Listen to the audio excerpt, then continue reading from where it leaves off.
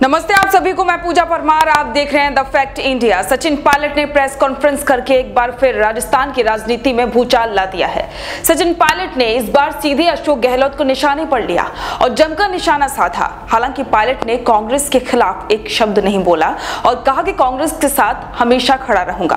आपको बता दें कि सचिन पायलट ने मुख्यमंत्री अशोक गहलोत पर निशाना साधते हुए कहा कि मुख्यमंत्री की नेता सोनिया गांधी नहीं बल्कि उनकी नेता वसुंधरा राजे हैं।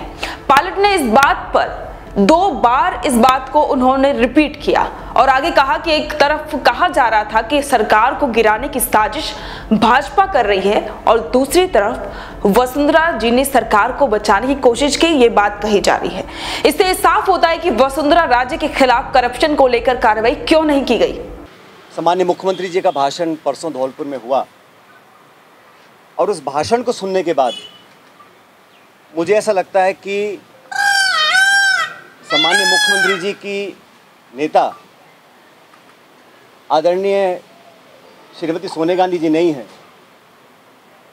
बल्कि उनकी नेता वसुंधरा राजे सिंधिया जी हैं। उनकी नेता सोनिया गांधी जी नहीं हैं, बल्कि उनकी नेता वसुंधरा राजे सिंधिया जी हैं।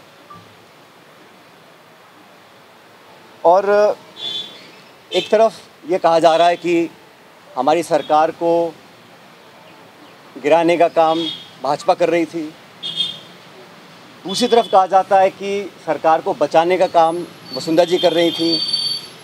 तो ये जो विरोधाभास है इसको समझाना चाहिए। आप कहना क्या चाह रहे हैं ये स्पष्ट कर देना चाहिए। पायलट के तेवर देखकर लग रहा है कि वे अपने आरोपों को लेकर पूरी तरह से कॉन्फिडेंट हैं। पायलट ने कहा कि मैं और मेरे साथी प्रदेश में परिवर्तन चाहते थे, लेकिन हमने अनुशासन तोड़ने का काम नहीं किया।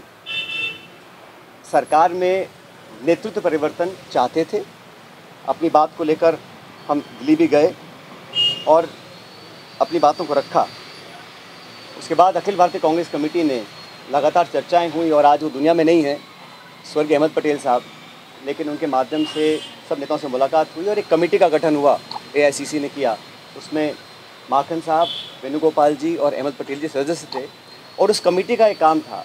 और कमेटी जब गठन हुआ उस समय हम सब की बात सुनकर हमारी बातों को एक्सेप्ट किया गया और एक रोड मैप तैयार किया गया। बहुत सारी बातें उसमें थी, मैं उसका उल्लेख नहीं करूँगा, लेकिन कमेटी का गठन हुआ और उसके बाद से हम सब ने, चाहे वो राज्यसभा के चुनाव हो, चाहे विधानसभा में मतदान हो, पार्टी का प्रचार हो, कांग्रेस को मजबूत और ताकतवर बनाने के लिए हम सभी साथियों ने जी जान से कोशिश की और मेहनत की। और 2.5 साल का जो कार्यकाल निकला वो इस बात का प्रतीक है। अनुशासन तोड़ने का काम कभी भी किसी ने नहीं किया। पायलट ने साफ तौर पर कहा कि मुझे कोरोना गद्दार निकम्मा कहा गया और साथ ही ये भी कहा कि अपनी पार्टी के विधायकों पर आरोप लगाए जा रहे हैं और भाजपा के नेताओं का गुणगान हो रहा है। मुझे बहुत कुछ कहा गया, कोरोना, गद्दार, निकम्मा आदि, और जो ये आरोप परसों लगाए गए, ये 2.5 साल से मैं आरोप सुन रहा था, लेकिन हम अपनी पार्टी को और सरकार की छवि को नुकसान नहीं पहुंचाना चाहते थे। इसीलिए मुझे लगा कि जो प्रकार का भाषण दिया गया, मैंने पहली बार देखा कि अपनी सरकार को, अपने ही विधायकों को, अपने नेताओं को बेइज्जत और बदनाम करने का काम हो रहा है। कांग्रेस के विधायकों को तो बदनाम करने का काम हो रहा है और भाजपा के नेताओं का गुणगान हो रहा है। ये समझ से परे है। तो सचिन पायलट ने अब फ्रंट फुट पर गहलोत को लेकर मोर्चा खोल दिया है। अब देखना होगा कि इसका असर क्या होगा। आपका इस मामले में क्या कहना है, कमेंट करके जरूर बताएं। बने रहें द फैक्ट इंडिया के साथ।